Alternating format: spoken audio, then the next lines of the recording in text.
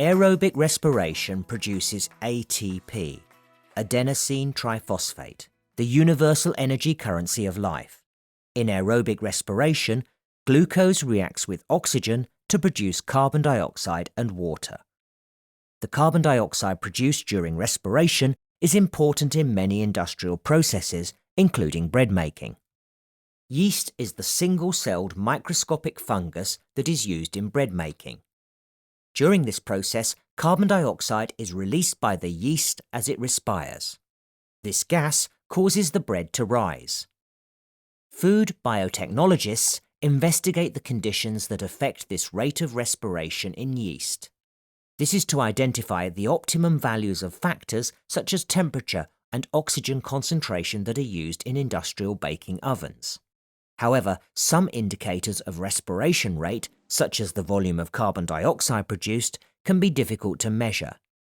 Instead, in the laboratory, the time taken for a sample of yeast to decolorize a special dye, called methylene blue, can be measured. This investigation considers the effect of varying temperature on the rate of respiration in yeast cells.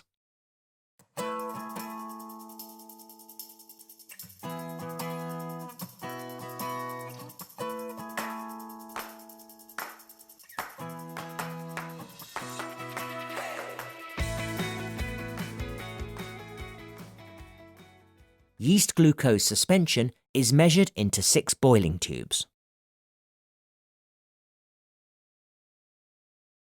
The boiling tubes are labelled with a series of different temperatures and a boiling tube marked control. This is the range of temperatures over which yeast is most likely to be most active.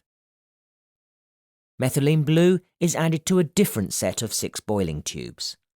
These are labelled with the same set of temperatures.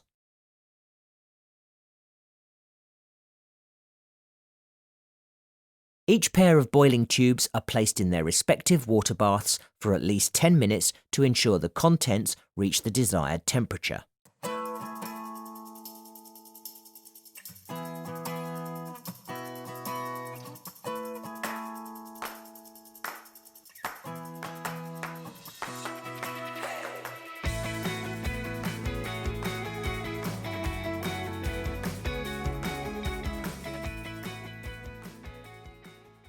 The pair of boiling tubes labelled control are placed into a beaker of freshly boiled water for at least 10 minutes. This high temperature will kill the yeast cells and denature their enzymes. 1 pair of boiling tubes are removed from the water bath. The methylene blue is poured into the boiling tube of the yeast glucose suspension. Methylene blue will decolorize in the presence of respiring cells. The rate of aerobic respiration of the yeast can be estimated from the time taken for the mixture to decolor.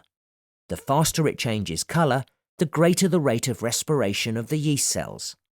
The mixture is inverted to mix it thoroughly. The timer is immediately started and the boiling tube is placed back into the water bath. The sample is not touched or agitated during the incubation period because any movement will result in the reappearance of the blue colour. The time at which the blue mixture decolorizes is recorded. Comparing the colour of the reaction mixture with a tube containing fresh yeast suspension may make the end point of the reaction easier to deduce. The contents of each pair of boiling tubes are mixed in this way, and the time to decolorization is recorded 1 pair at a time. The whole experiment is repeated 2 more times for each temperature and for the control in order to calculate a mean rate of reaction.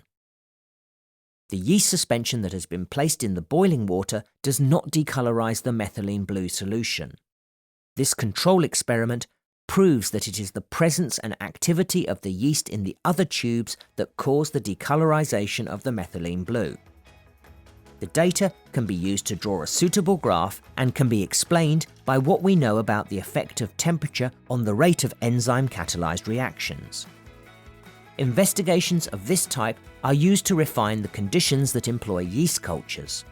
This enables bioengineers to improve the efficiency and productivity of many industrial processes.